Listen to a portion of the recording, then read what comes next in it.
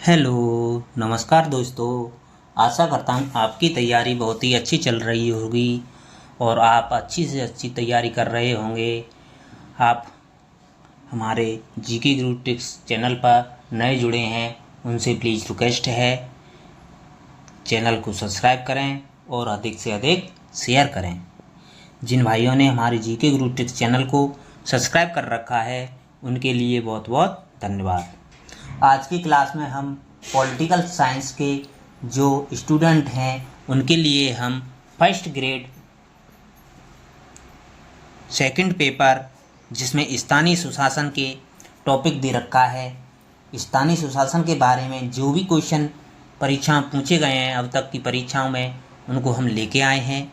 ये सभी क्वेश्चन आपके लिए जो प्रीवियस ईयर परीक्षा पूछे गए क्वेश्चन हैं आपके लिए रामबाण साबित होंगे। जो भाई हमारे टेलीग्राम चैनल पर जुड़ना चाहता है वो वीडियो की डिस्क्रिप्शन में जाए, टेलीग्राम चैनल की लिंक पर क्लिक करे और टेलीग्राम चैनल को ज्वाइन कर सकता है, जिस पर आपको पीडीएफ और भी महत्वपूर्ण जानकारियाँ मिलती रहेंगी। आज की क्लास स्थानीय सुशासन 73वां और 74वां संविधान संशोधन हुए थे उसके ऊपर जितने भी प्रीवियस ईयर परीक्षा में क्वेश्चन पूछे गए हैं वो सभी रिपीटेड क्वेश्चन हैं, टॉप क्वेश्चन लेके आए हैं। आज की क्लास दूसरी क्लास है स्थानीय सुशासन की। क्लास को शुरू करते हैं। क्लास का पहला प्रश्न आपकी स्क्रीन पर है। स्थानीय सरकार की संस्थाएं कर लगा सकती हैं, कर नहीं लगा सकती हैं। राज्य सरकार की पूर्व स्वीकृति से कर लगा सकती हैं, राज्य सरकार को कर प्रस्तावित कर सकती हैं। इसमें आपका सही जवाब होगा वो ऑप्शन सी होगा कि राज्य सरकार की पूर्व स्वीकृति से जो स्थानीय सरकार होती हैं वो कर लगा सकती हैं। जो स्थानीय सरकार हैं जो अनुच्छेद 243H और 243X इनके तहत कर का प्रावधान दे रखा है स्थानीय सुशासन में। जो अनुच्छेद 243H 243X, इसमें आपका सही जवाब हो जाएगा ऑप्शन सी। हम आपके लिए रिवीजन के लिए क्लास लेके आए हैं। आप जितना रिवीजन कर सकें उतना रिवीजन कर सकते हैं इतने दिनों में।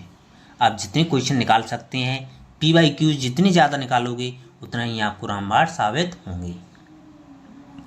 तो हम आपको इसकी डिटेल तो कराएंगे नहीं, हम आपको केवल आंसर बताएंगे, क्वेश्चन के आंसर बताएंगे और आपको नेक्स्ट क्वेश्चन कराते जाएंगे।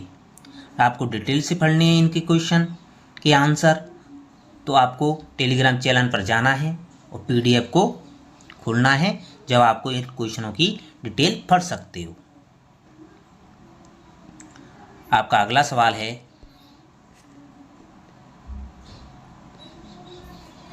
संविधान की 11वीं अनुसूची के अनुसार पंचायत के क्षेत्राधिकार में कुल कितने विषयों को रखा गया है?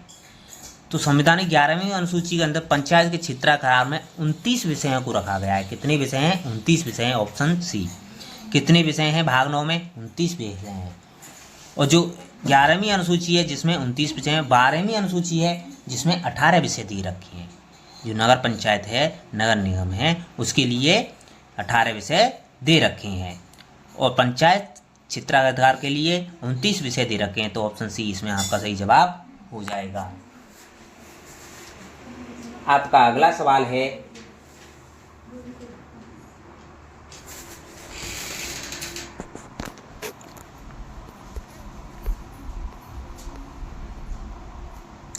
भारतीय संविधान की 11वीं अनुसूची निम्नलिखित में से किससे संबंधित है? जो 11वीं अनुसूची है पंचायती राज से संबंधित है, 12वीं अनुसूची है वो नगर पालिकाओं से है। तो ऑप्शन डी इसमें आपका सही जवाब हो जाएगा।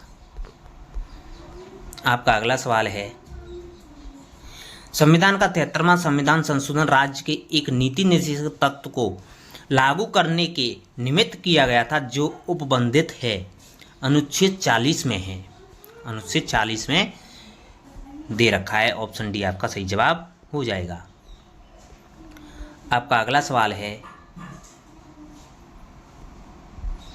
भारतीय संविधान के कौन से भाग में पंचायती राज की अवधारणा निहित है। प्रस्तावना में मूल कर्तव्य हैं राज्य के नीति निर्देशक तत्वों में और प्रथम अनुसूची में। तो इसमें आपका सही जवाब हो जाएगा जो पंचायती राज की अवधारणा है वो राज्य के नीति निर्देशक तत्वों में है, तो ऑप्शन सी आपका सही जवाब हो जाएगा। जिन भाइयों ने अभी तक हमारी वीडियो को लाइक नहीं किया है उनसे प्लीज़ रिक्वेस्ट है वीडियो को लाइक जरूर करें। आपका अगला सवाल है 74वें संविधान संशोधन के अंतर्गत एक परिवर्तनशील क्षेत्र के स्थानीय निकाय को जाना जाता है। तो 74वां संविधान संशोधन अंतर्गत निकाय को जाना जाता है नगर पालिका, नगर पंचायत के रूप में जाना जाता है। ऑप्शन सी आपका सही जवाब हो जाएगा। आपका अगला सवाल है निम्नलिखित में से कौन सा भारतीय राज्य था जहां सबसे पहले पंचायत राज प्रणाली लागू की गई थी?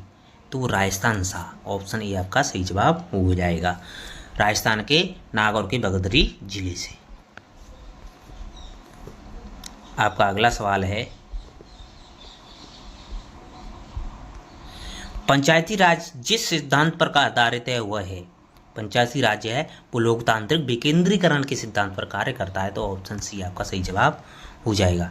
यह परीक्षा में कई परीक्षाओं बार बार रिपीट हुआ है। उत्तर प्रदेश की लोक सेवा आयोग की परीक्षा हुई है, उनमें 2008 में आया था, 10 में आया था, 4 में भी आया था।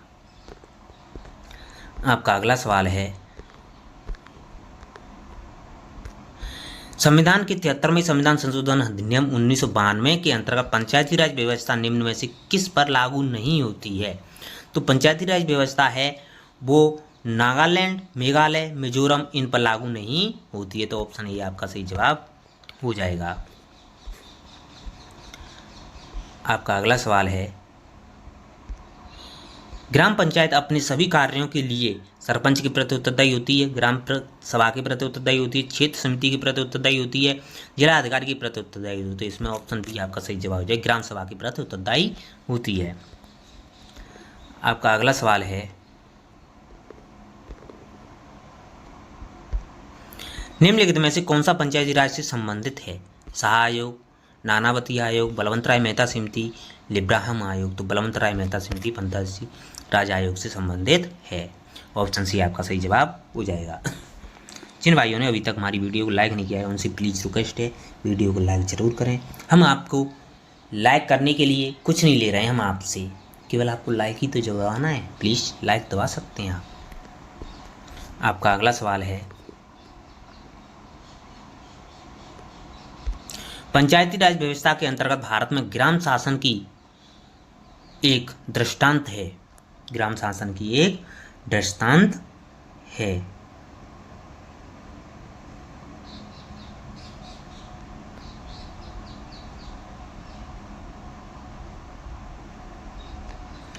स्थानीय सुशासन का सही है, प्रतिनिधिमूलक शासन का नहीं, जनवादी लोकतंत्र का नहीं, प्रत्यक्ष लोकतंत्र का यस। तो इसमें 1 और 4 हो जाएंगे आपका सही जवाब। तो 1 और 4 किसमें है? ऑप्शन डी में, तो ऑप्शन डी आपका सही जवाब हो जाएगा। अगला सवाल है आपका 73वें 74वें संविधान संशोधन के फलस्वरूप कथन दे रखे हैं दोस्तों, इनमें से देखना ही कौन कौन से सही हैं। 73वें 74वें संविधान संशोधन के फलस्वरूप भारत में स्थानीय सुशासन को संवैधानिक स्थिति प्रदान की गई थी। सही है दोस्तों। भारत एक 3 स्तरीय संघ में परिवर्तित हो गया जिसकी कल्पना कैबिनेट मिशन योजना नहीं। नगर पालिकाओं और पंचायतों पर केंद्र सरकार को कुछ नियंत्रण प्राप्त है, ये भी नहीं है। इन निकायों पर राज्य सरकारों का नियंत्रण दुर्बल हो गया था, ये भी नहीं है। तो ऑप्शन एक ही सही है, केवल एक ही सही है। तो केवल एक ही सही है, ऑप्शन डी में दे रखा है, तो ऑप्शन डी आपका सही जवाब हो जाएगा। आपका अगला सवाल है संविधान 73वां संशोधन अधिनियम 1992 में संबंधित है स्थानीय सुशासन से ग्रामीण स्थानीय सुशासन से, नगरीय स्थानीय सुशासन से, ग्रामीण एवं नगरीय स्थानीय से। तो 73वां है वो ग्रामीण से है, और 74वां है वो नगरीय से है। 74वां है वो नगरीय से है, 73वां ग्रामीण से। ऑप्शन डी आपका सही जवाब हो जाएगा। आपका अगला सवाल है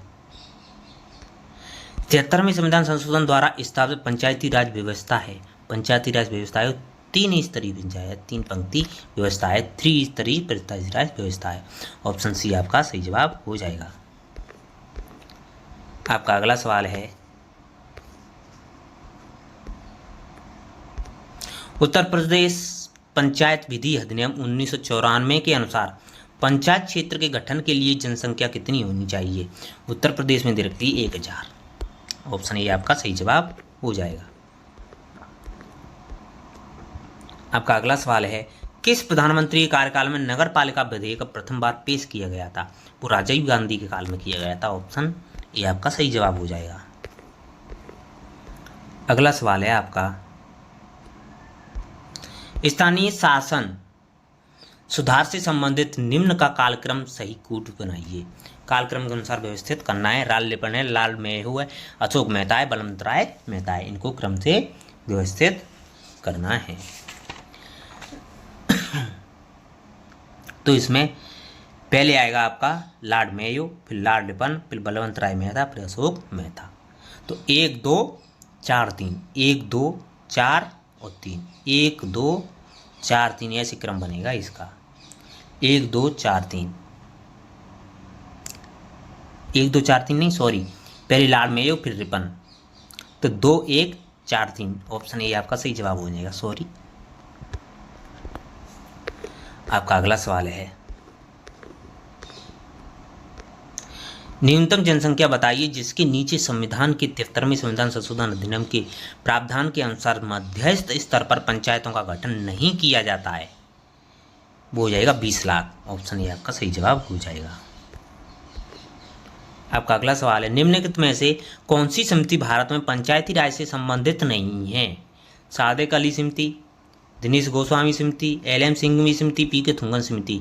तो ऑप्शन बी आपका सही जवाब है, दिनेश गोस्वामी समिति है, वो पंचायती राज से संबंधित नहीं है। आपका अगला सवाल है, निम्नलिखित कमेटियों में से किसने पंचायती राज संस्थाओं के लिए द्विस्तरीय प्रणाली की सिफारिश की थी? अशोक मेहता कमेटी ने, JV राव समिति ने, RR दिवाकर कमेटी ने, LM सिंघवी कमेटी ने। तो ऑप्शन बी ए आपका सही जवाब हो जाएगा, अशोक मेहता समिति ने। ऑप्शन ए 2 स्तरीय प्रणाली की सिफारिश की थी, ऑप्शन ए। अगला सवाल है, निम्नलिखित कमेटियों में से किस कमेटी ने सिफारिश की थी कि ब्लॉक स्तरीय योजना हो?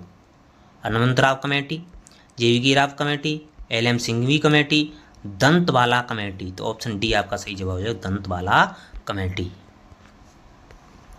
आपका अगला सवाल है,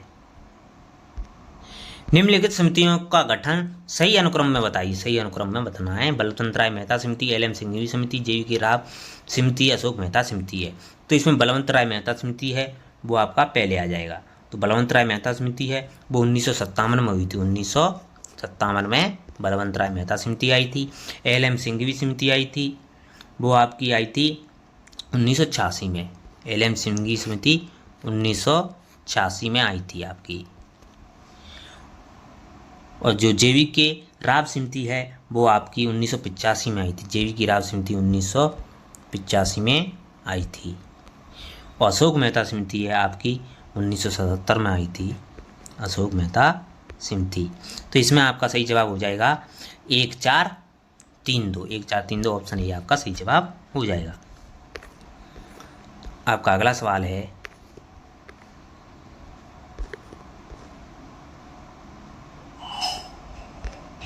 निम्नलिखित कमेटियों में से किस कमेटी की रिपोर्ट में कहा गया था कि सामूहिक विकास कार्यक्रम और राष्ट्रीय विस्तार सेवा लोकोत्साह को जगाने में असफल रहे हैं? सरकारीय कमेटी रिपोर्ट में, LM सिंघवी कमेटी रिपोर्ट में, JV राव कमेटी रिपोर्ट में, बलवंत राय मेहता कमेटी रिपोर्ट में। तो ये बलवंत राय मेहता समिति में कहा गया था कि सामूहिक विकास कार्यक्रम और राष्ट्रीय विस्तार सेवा लोक उत्साह को जगाने में असफल रहे हैं। ऑप्शन डी आपका सही जवाब हो जाएगा। आपका अगला सवाल है, भारत की संविधान सभा में नीचे दी गई कथन के द्वारा पंचायती राज प्रणाली का समर्थन निम्नलिखित में से किसने किया था? समर्थन किया था वो किसने किया था, ये पूछा है दोस्तों। तो अनंत संयम जी कथन दे रखा है आपका कि खाली जगह लोकतंत्र के हित में गांव को सुशासन की कला में प्रशिक्षित किया जा सकता है। खाली जगह हमें लोग गांवों में सुधार लाने की क्षमता विकसित करनी होगी और वहां लोगों को शासन के लोकतंत्र सिद्धांत से परिचित कराना होगा। अनंत शयनम अयंगर, डॉक्टर भीमराव अंबेडकर, BN राव, जवाहरलाल नेहरू। तो इसमें हो जाएगा अनंत शयनम अयंगर, ऑप्शन ए आपका सही जवाब हो जाएगा। आपका अगला सवाल है, निम्नलिखित में से कौन सा कथन सही है? कथन पूछे हैं और कूट में से आपको उत्तर देना है। देखिए, संविधान में निदेशक सिद्धांत के रूप में पंचायती राज का उल्लेख किया गया है। बिल्कुल सही है दोस्तों। सदैक अली समिति भारत में पंचायती प्रणाली की कार्यकर्ता का रिपोर्ट देने के लिए नियुक्त की गई थी, नहीं। JVK राव समिति योजना आयोग द्वारा नियुक्त की गई थी, बिल्कुल सही है। स्थानीय सरकार का राज्य सूची में उल्लेख है, बिल्कुल सही है। तो 1, 3 और 4 सही है। 1, 3 और 4, 1, 3 और 4 आपके दे रखे हैं ऑप्शन ए में, तो ऑप्शन ए आपका सही जवाब हो जाएगा। आपका अगला सवाल है, निम्नलिखित में से कौन एक मुख्यतः जनजातीय क्षेत्रों में पंचायती राज से संबंधित है? PK थुंगन समिति, दिलीप सिंह भूरिया समिति, सादिक अली समिति, डूमरलाल थेवा समिति। तो दिलीप सिंह भूरिया समिति है वो पंचायती राज से संबंधित है, ऑप्शन बी आपका सही जवाब हो जाएगा।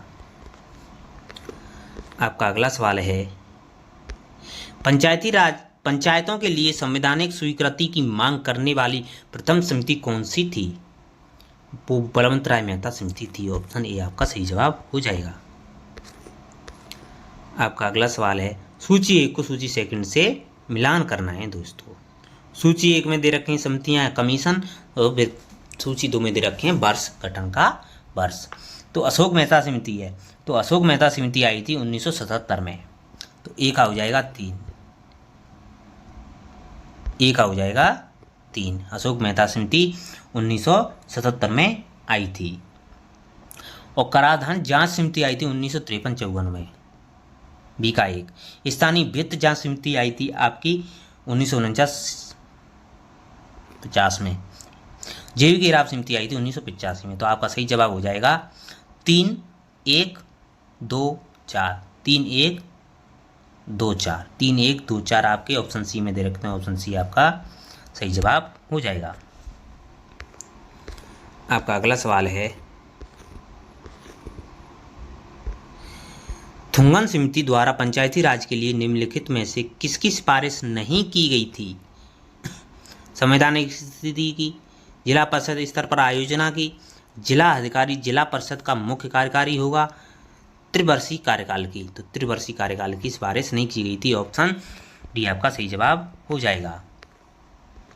आपका अगला सवाल है, 1977 में अशोक मेहता समिति ने निम्नलिखित में से किसकी स्थापना की सिफारिश की थी? नगर पंचायत की, नगर पंचायत समिति की, महापंचायत की, मंडल पंचायत की। तो इसमें आपका सही जवाब हो जाएगा वो ऑप्शन डी आपका सही जवाब हो जाएगा, मंडल पंचायत की। आपका अगला सवाल है, संविधान की 12वीं अनुसूची द्वारा नगर पालिकाओं के क्षेत्र के अंदर कितनी कार्यात्मक मदें रखी गई हैं? वो आपकी 18 रखी गई हैं। 12वीं अनुसूची में कितने विषय हैं? 18 विषय हैं, ऑप्शन ए आपका सही जवाब हो जाएगा। आपका अगला सवाल है, 74वां संविधान संशोधन 1992 में किन राज्यों के अनुसूचित क्षेत्रों में लागू नहीं होता है? 74वां संविधान संशोधन किन राज्यों के अनुसूचित क्षेत्रों में लागू नहीं होता है? राजस्थान में होता है दोस्तों, हरियाणा में नहीं होता है, उत्तर प्रदेश में नहीं होता है, उड़ीसा में होता है। तो और पूछा है नहीं होता है, तो आपके हो जाएंगे 2 और 4, 2 और 3, 2 और 3 आपके ऑप्शन ए में ही दे रखे हैं, ऑप्शन ए आपका सही जवाब हो जाएगा। आपका अगला सवाल है,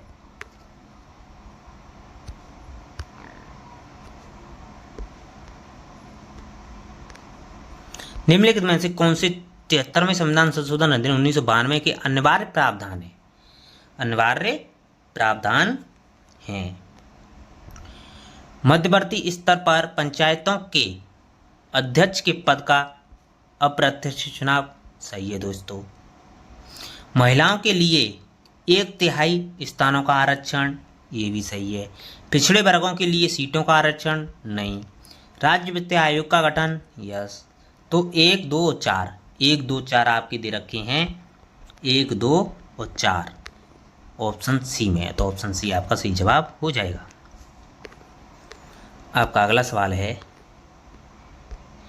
जिला स्तर पर जिला योजना के समायोजन का दायित्व 74वें संविधान संशोधन के अंतर्गत दिया गया है। जिला पंचायत को, जिला ग्रामीण विकास अभिकरण को, जिला नियोजन समिति को, मेट्रोपॉलिटन समिति को। तो इसमें जिला नियोजन समिति को, ऑप्शन सी आपका सही जवाब हो जाएगा। आपका अगला सवाल है, निम्नलिखित में से कौन सा कारक पंचायती राज संस्थाओं में महिलाओं की सहभागिता को बाधित नहीं करता है? वित्तीय संसाधनों की कमी, असहयोगात्मक नौकरशाही, संवैधानिक पूर्वाग्रह, अहिंसा और उत्पीड़न। तो ये भी करता है, ये भी करता है, ये भी करता है, ये नहीं करता है, तो संवैधानिक पूर्वाग्रह, ऑप्शन सी आपका सही जवाब हो जाएगा। आपका अगला सवाल है, पंचायत के चुनाव कराने हेतु निर्णय किसके द्वारा लिया जाता है?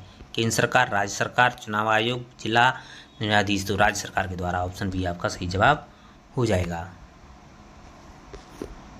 आपका अगला सवाल है, पंचायती राज संस्थाओं में 73वें 74वें संशोधन किस प्रधानमंत्री कार्यकाल में दौरान अपनाए गए थे? वो पीवी नरसिंह राव के कार्यकाल में, ऑप्शन ये आपका सही जवाब हो जाएगा। आपका अगला सवाल है, भारत में पंचायती राज को किस वर्ष में प्रारंभ किया गया था? भारत में पंचायती राज को 1959 में प्रारंभ किया गया था, ऑप्शन बी आपका सही जवाब हो जाएगा, राजस्थान से। 2 अक्टूबर 1959 को पंडित जवाहरलाल नेहरू के द्वारा राजस्थान के नागौर जिले से बगदरी गांव से शुरू किया गया था। आपका अगला सवाल है, पंचायती राज का सैद्धांतिक आधार है प्रत्यक्ष जनतंत्र, लोकतांत्रिक विकेंद्रीकरण। तो ऑप्शन बी आपका सही जवाब हो जाएगा। आपका अगला सवाल है, संविधान के किस संशोधन द्वारा भारत में महिलाओं के लिए ग्राम पंचायत में 33% स्थान आरक्षित किए गए थे? वो 73वां संविधान संशोधन था, ऑप्शन सी आपका सही जवाब हो जाएगा। ये क्वेश्चन कई परीक्षाओं में रिपीट हुआ है दोस्तों। आपका अगला सवाल है, त्रिस्तरीय पंचायती राज व्यवस्था का सर्वप्रथम उद्घाटन 1959 में कहाँ से हुआ था? राजस्थान से हुआ था, नागौर जिले से। ऑप्शन सी आपका सही जवाब हो जाएगा। अगला सवाल है आपका, भारतीय संविधान के 12वीं अनुसूची में उल्लिखित नगरीय निकायों को निर्दिष्ट विषयों की संख्या है वो 18 है, और 11वीं अनुसूची में 29 विषय हैं। ऑप्शन ए आपका इसमें सही जवाब हो जाएगा। आपका अगला सवाल है,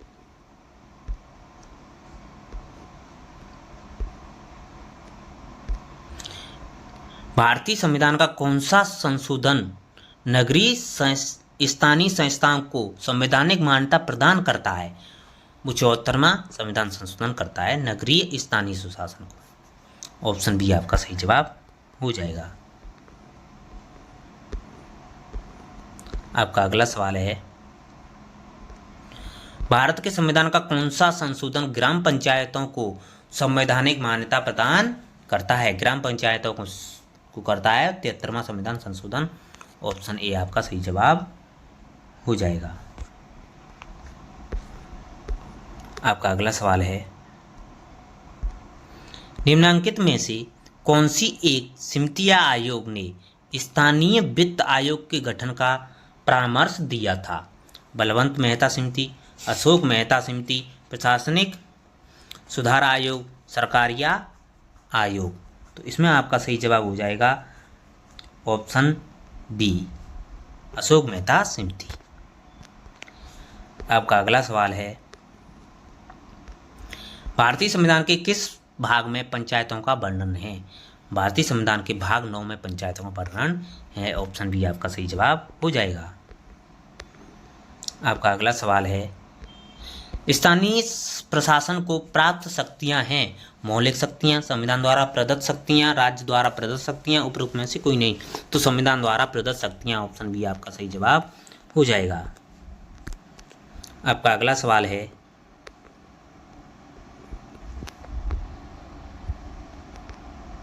निम्नलिखित में से कौन सी समिति भारत में पंचायती राज से संबंधित नहीं है? बोहरा समिति, सादिक अली समिति, एल एम सिंघवी समिति, पी के थुंगन समिति। तो इसमें आपका सही जवाब हो जाएगा बोहरा समिति, ऑप्शन ए पंचायती राज से संबंधित नहीं है। आपका अगला सवाल है, भारत में स्थानीय सुशासन के जनक के रूप में कौन जाना जाते हैं? स्थानीय सुशासन के जनक के रूप में लॉर्ड रिपन को जाना जाता है, ऑप्शन बी आपका सही जवाब हो जाएगा। आपका अगला सवाल है, निम्नलिखित में से किसके द्वारा ग्रामीण स्थानीय सुशासन का संवैधानिक दर्जा देने का पहला प्रयास किया गया था? वो पहला प्रयास किया गया था 64वां संविधान संशोधन, ऑप्शन ए आपका सही जवाब हो जाएगा। आपका अगला सवाल है, सूची 1 को सूची सेकंड से मिलान करना है दोस्तों। सूची 1 में दे रखे हैं आपके आयोग, सूची 2 मिलान करना है। तो वित्त आयोग था आपका 73वां संविधान संशोधन में था वित्त आयोग, तो ए का हो जाएगा 2। नगर पंचायत था आपका 74वां संविधान संशोधन अधिनियम, बी का 3। लोकतांत्रिक विकेंद्रीकरण था आपका बलवंतराय मेहता समिति, सी का 4। मंडल पंचायत था वो अशोक मेहता समिति था, ए डी का हो जाएगा 1। तो आपका सही जवाब आएगा 2, 3, 4, 1। 2, 3, 4, 1 आपके पहले ही ऑप्शन में दे रखते हैं, ऑप्शन ए आपका सही जवाब हो जाएगा। आपका अगला सवाल है, किस समिति का यह विचार था कि पंचायती राज संस्थाएं सम्यक ढंग से चलती रहती यदि ग्रामीण भारत में विकास के पुरोधा के रूप में उन्हें जिम्मेदारियां सौंप कर उन्हें समुचित ढंग से प्रोत्साहित किया जाता? अशोक मेहता समिति, एल एम सिंघवी समिति, जे वी के राव समिति, पी के थुंगन समिति। तो अशोक मेहता समिति, ऑप्शन ये आपका सही जवाब हो जाएगा। आपका अगला सवाल है, 73वें संविधान संशोधन में व्यवस्था की गई है।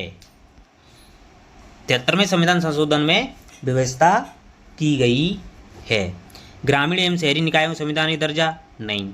पंचायती राज की सभी संस्थाओं के लिए त्रिस्तरीय व्यवस्था? ऑप्शन बी आपका है। पंचायती राज में सभी स्तरों की अध्यक्ष एवं सदस्यों की प्रत्यक्ष चुनाव? ये भी नहीं है। कैग द्वारा पंचायत की निधियों को लेखा? नहीं। तो ऑप्शन बी आपका आएगा, तो इसमें केवल बी आएगा, तो केवल बी आपका ऑप्शन ए में दे रखता है, ऑप्शन ए आपका सही जवाब हो जाएगा। आपका अगला सवाल है,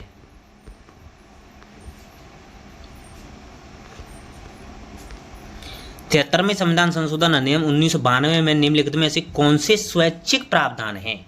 पूछा गया कि कौन से स्वैच्छिक प्रावधान हैं 73वें संविधान संशोधन अधिनियम 1992 में?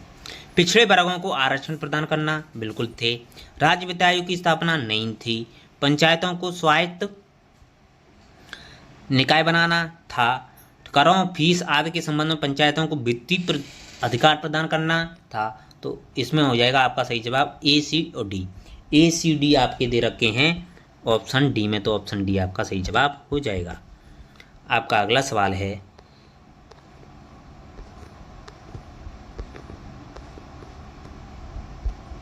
निम्नलिखित में से कौन सी समिति भारत में पंचायती राज से संबंधित नहीं है? Sadiq Ali, L M Singhvi, P K Thungon समिति, दिनेश गोस्वामी समिति। तो इसमें आपका सही जवाब हो जाएगा जो दिनेश गोस्वामी समिति है वो पंचायती राज से संबंधित नहीं है, ऑप्शन डी आपका सही जवाब हो जाएगा। आपका अगला सवाल है, आखिरी सवाल है दोस्तों इस क्लास का, आखिरी सवाल दे रखा है इस क्लास का। स्वतंत्रता के बाद जिला अधिकारी की भूमिका में मुख्य रूप से निम्नलिखित में कारण बहुत अधिक परिवर्तन हुआ है। किसके कारण हुआ है? राजनीतिक जागरण, जनसंचार की भूमिका, जनतांत्रिक विकेंद्रीकरण, आवधिक चुनाव। तो इसमें हो जाएगा ऑप्शन सी आपका सही जवाब, जनतांत्रिक विकेंद्रीकरण। थैंक यू दोस्तों, धन्यवाद।